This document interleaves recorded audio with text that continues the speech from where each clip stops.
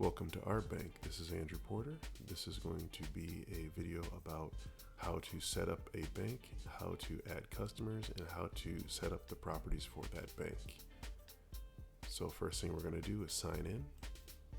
Now this user already has a few banks, so I'm just going to reuse it again. First thing you're going to want to do is hit this start button. And if you have no banks, it will take you to this create bank screen first. And what you're going to do here is enter a name. So I'm just going to enter a new name called Bank G1. And you have an option of giving it a description. A bank can have as many people in it as you want, up to about 1,000 right now. So you can either have all your classes in one bank, you can have a single class in a bank, however you choose to organize is just fine. So then we hit save. And then that will take us to the enroll customers page. So customers in this case are students. You're going to want to make sure your bank is selected. I have multiple banks in here, but I'm going to stick with the one that we created. So I'm going to take Bank G1, and you can either drop a class report in here, which is just a CSV file from your reporting system, and then we'll get the names out of that, or you can type the names in manually. So if you type the names in manually, you just put like a name and put a line break in between. So just put the names on a new line. And if you have a report, and let me see if I can find one really quick. No, let's see.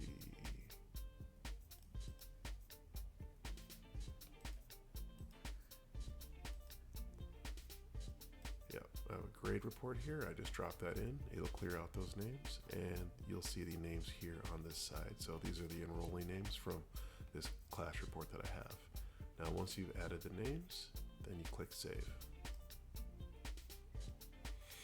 So now that's saved all of the accounts to my bank, and those will be loaded to the server, and you'll see your class here. This is their balance. And you see their names, and you can see all the information that's available about them. How we set up the bank is relatively simple. We have an interest rate, we have attendance wage, we have assignment wage, we have test wage, and we have a monthly rent. The interest rate is just like on any normal bank account, except this interest rate accrues over a week. So 1 week in our bank is the equivalent of 1 year. The idea being that we want to have a lifetime of work or career happen through one school year, which is about 8 months. Usually, at least in the US. So if you have 100 credits, and after a 1 week period, you'll have 102 credits if you have a 2% interest rate. The attendance wage is an automatic payment that they get every single day. That's supposed to be associated with actually showing up to your classes. But in this case, we operate from the position that people get vacations and people have sick times, or at least they should. So they'll always get that, so you don't actually have to do anything with that one. You can change the number to, from 1 to 1,000 if you choose, and goes the same for all the fields. The assignment wage is how much they get paid for each assignment. So whenever you drop a class report here, or you email your report, we'll process those items, and that's how much they get paid for each assignment that they're connected to.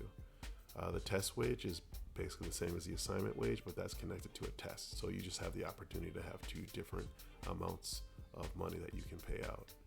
Now, your monthly rent is the cost of basically access for the students. So you can think of this as all your monthly expenses rolled up into a single number. So this number can be between 0 and 1,000, just like the attendance wage, assignment wage, and test wage.